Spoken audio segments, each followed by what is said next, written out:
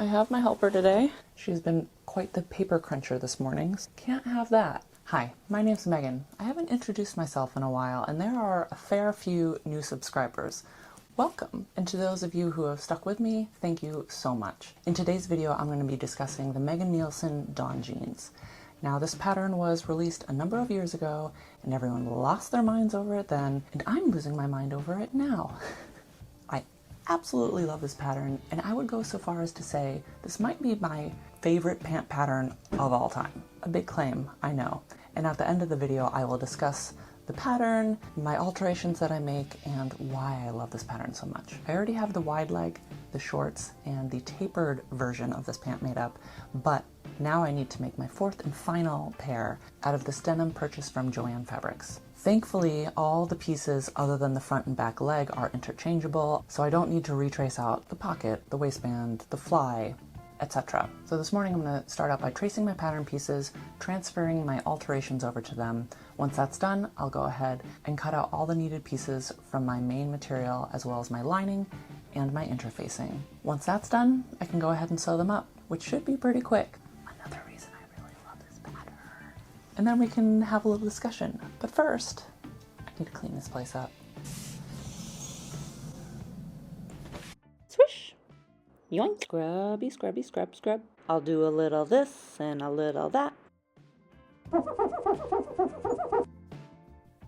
Whew. Okay, I'm back. A little later than intended. I knew as soon as I said I can go ahead and sew them up, which should be pretty quick. I was gonna jinx myself. It is a quick sew, but when you forget to pre-wash your material, fail to take into account finishing details that you should do ahead of time, as well as take into consideration any change in material that you're using, it can set you back in time a little bit, which is exactly what happened with my fourth and final pair. Initially, I was going to talk about each pant individually, the sizing and the adjustments that I made to them, but I was boring myself to death, so I'm switching things up a little bit. I'm going to give a generalized overview of the size and the adjustments I made to the pant as a total. Then I'll address each pant individually, and then we'll chat about the pattern at the end of the video. To help figure out what size I wanted to make, I tried on a bunch of pants I already own to determine how much of a rise I wanted and then what the finished garment waist measurement was. I did this because on the size chart, it recommended that I make a size 16. These days, a lot of the indie patterns suggest that I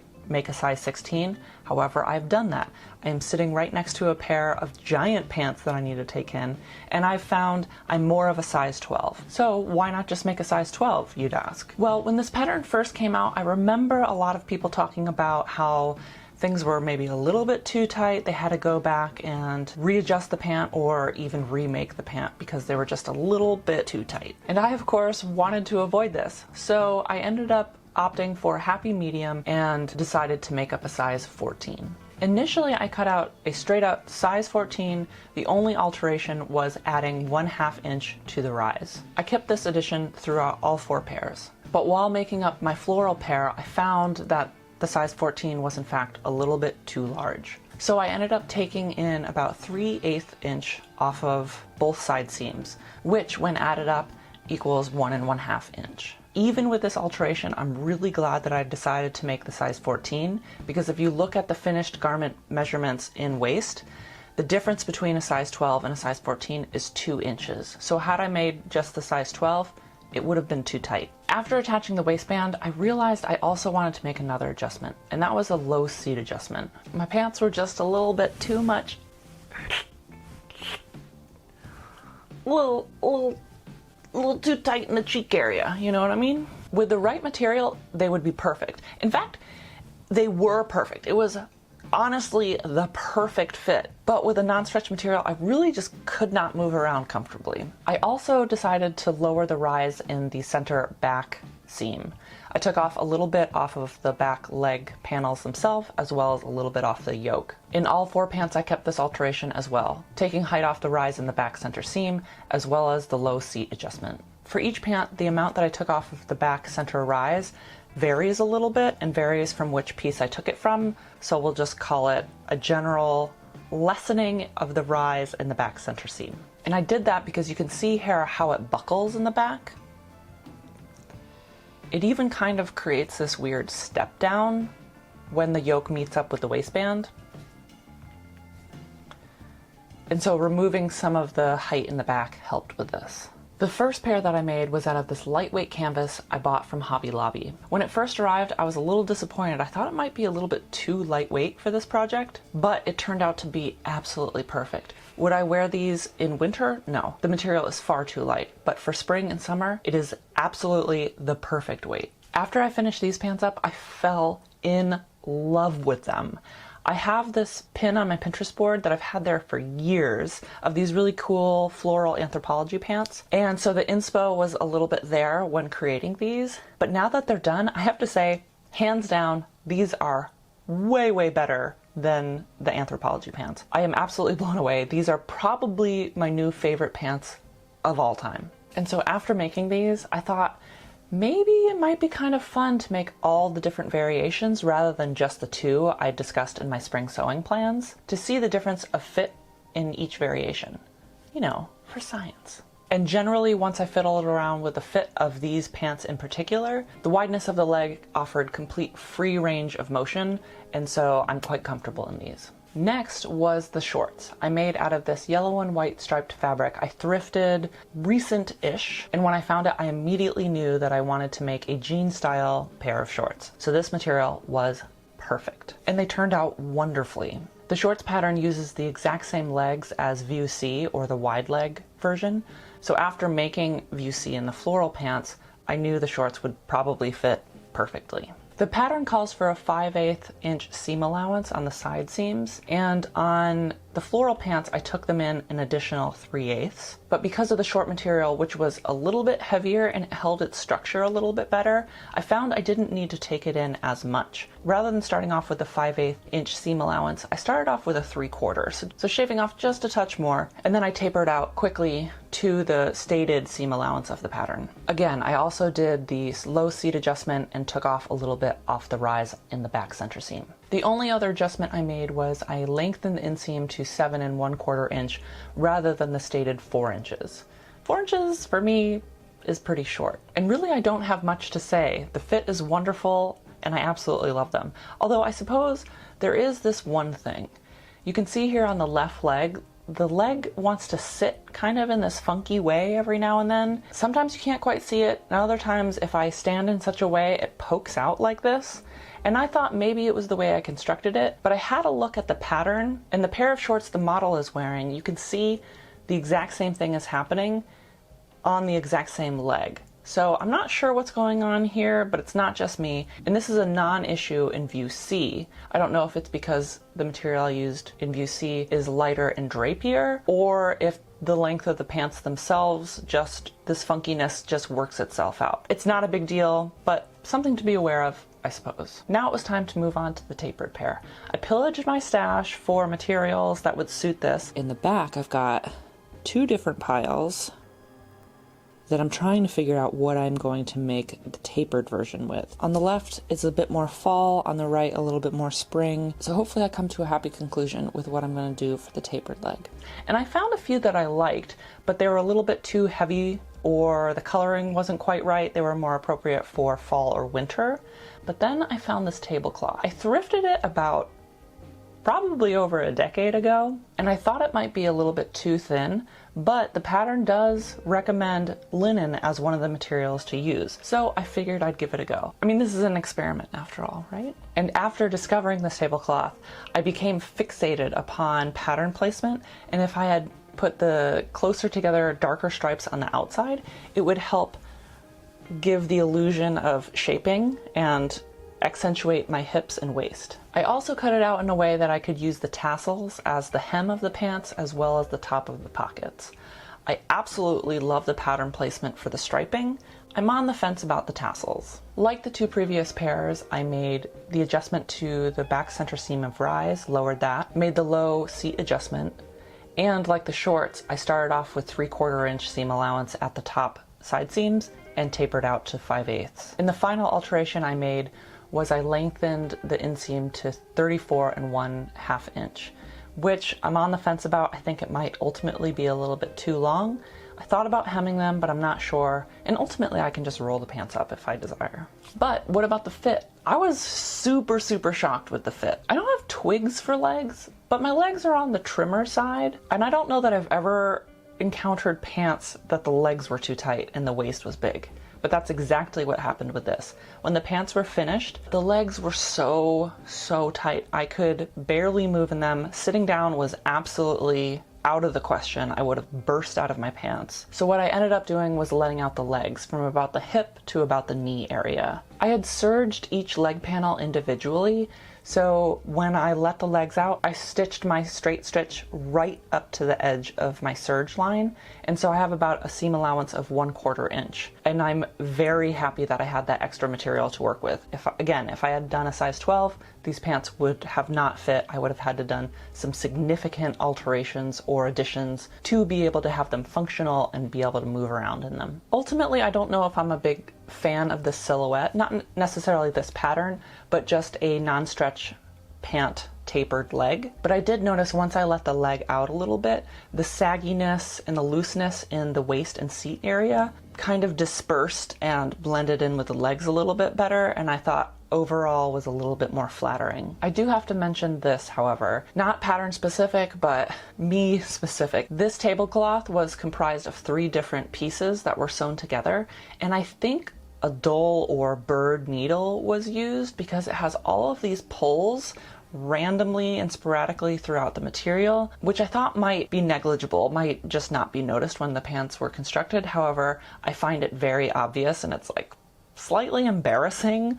It's like, girl, change out your needle. I'm like, no, it wasn't me. I swear it wasn't me. Maybe I'll get over this in time, but I do have some ideas to embellish the pants and kind of draw the eye away from this. But getting back to the fit, I actually am wearing them right now and having a few days to wear them and live in them and move around and function in them. I am super delighted that I went with a size 14. If I had gone with a size 12, it would have been far too small. Having gone with a size 14, they fit and they're comfortable. They do have more of a trouser kind of look because of the looseness, but that's the nature of this pattern, making a tapered pant and working with non-stretch material. So now it was time to move on to the final pair. With the first 3, I learned that with a few adjustments, the size 14 would work perfectly. So I cut out a size 14 with those adjustments, the adjustment to the front rise and the low seat adjustment. What I failed to take into account was the material I was working with. It was 100% cotton, but it wasn't necessarily non-stretch. Some 100% cottons really have no give. When you wear them over time, yes, they'll kind of bag out and get more worn in some areas, but other denim that's 100% cotton can have a little bit of a give to them, which is exactly what this denim from Joann Fabrics had. Also, I think a good pair of denim should be a little bit of work to get into. You know, if there's no spandex content, you gotta struggle to get into them jeans a little bit. But over time, they mold to your body, they wear in just the right places, and they really become sculpted to your body. That's the great thing about making your own denim. But using this material and sewing up a size 14, it was very apparent that they were way too big. I had a big old soggy bottom going on. You can clearly see here how the front is far too big. But previous to sewing them all up, I had spent hours embroidering details onto the back pockets. I had spent a bunch of time redoing a lot of top stitching I did in the prep work because I used a thread that was far too heavy for my machine to tension properly, so I redid all of that. I also used inappropriate material for the pockets and the lining of the waistband. I talked myself into it. It was colorful. I thought it would be fun. However, once the pockets were sewn in, it was very apparent that this was inappropriate material. It's far too lightweight. It caused the bags of the pockets to kind of like pop out of the pants, as they sometimes do if pants are constructed a little weird or if the pockets themselves are a little too light. So I unpicked the entire pockets, recut them out of this super fun material, and stitched them back in. So when I made them up and discovered that they were humongous, I could not let all of those hard hours of work be wasted. I was going to fix these things. And rather than taking them completely apart, which I contemplated, I decided to take in a little bit off of the crotch seam here and then quickly taper out to the normal circumference of the legs, which helped the problem but didn't solve it. So then I took off a little bit around the hip and waist area along the side seams. It took me a couple of tries to get it just right, to get them snug enough but not too tight. And after all of this, I was able to complete them. Ultimately, the pockets are probably not quite in the right place because they're the placements for a size 14. Should have moved them in and down just a little bit. But ultimately, I'm quite happy with the outcome of these jeans. The leg circumference worked out fine, but had I used a true non-stretch, non-give material, I likely would have encountered the same issue I had with the tapered pants in that the leg circumference was a bit too tight. However, with this denim pair, they worked out perfectly. So, what did I learn about the pattern? First, while I did a low seat adjustment and I removed a little bit from the back rise, I think the seat of these pants are perfect. They are definitely flat-bottomed girl approved. They were oddly high in the rise of the back, but this was an easy adjustment to make in the moment in the construction of the pants. Not, say, like an alteration you would have to make if you were doing a small seat adjustment. Secondly, if your fabric truly has absolutely no stretch to it, I would highly recommend considering sizing up. If it does have just a touch of stretch or give, I would say stick with your regular size. After finishing my denim straight leg pair, I was delighted to see that I had enough denim to complete a pair of shorts. So I went ahead and made a fifth pair, and I cut out a straight up size 12 in the shorts. The only adjustment I made was adding ½ inch to the rise on the front center and the side seams, but I kept the back rise the same as the pattern. And I'm very glad to have taken my own advice because the fit of these jeans are perfect. And thirdly, if you choose to make the tapered or straight leg variation, I would recommend grading up, especially if you have larger thighs or hips. I would recommend measuring the pattern itself, subtracting the seam allowances, of course, and comparing it to your own body measurements. Make sure that you allow for enough ease in your finished garment. For my body type, I have a larger waist, thinner legs, and a small butt. And this pattern rocks. Yes, I had to make some alterations to fit my unique body, but that's how making your own clothes go.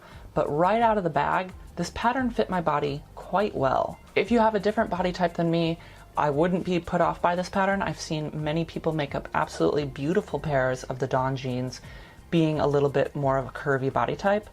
But again, I would highly recommend really looking into the measurements, measuring the pattern itself, and comparing it against your own body measurements and making the appropriate gradation between sizes. For the pattern instructions, the few that I read, they were very clear. The diagrams themselves were very clear and conveyed a lot of information.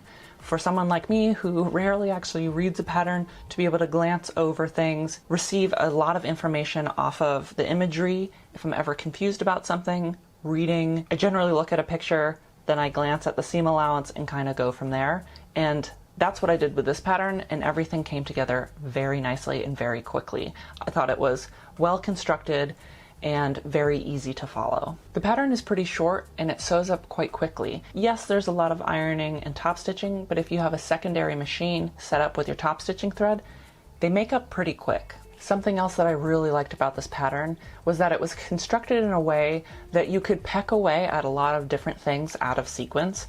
Say you get home at the end of the day and you really just don't want to tackle sewing in your fly. Instead, you can prep those pieces, you can prep your belt loops, you can top stitch your pocket pieces, sew them onto the bag of your pockets. You can prep a lot of things out of sequence so that when you're ready to just throw them all together, it sews up pretty quickly. Obviously, some things have to be done in sequence, but I was really happy that I could segment this construction out for what I felt like doing, what I had energy for at the time. And what I really lost my mind over and really won me over about this pattern was the fly construction as well as the belt loop and waistband construction. I have been wondering for years why more patterns aren't constructed like this, because in my mind this is what I would do if I were making pants on my own or if I was creating my own pattern. The belt loops are just sewn on at their lowest point, then you put the waistband on and you sew it in at that seam allowance given. A lot of patterns have you sew on belt loops twice. You sew them on at the waistband seam allowance,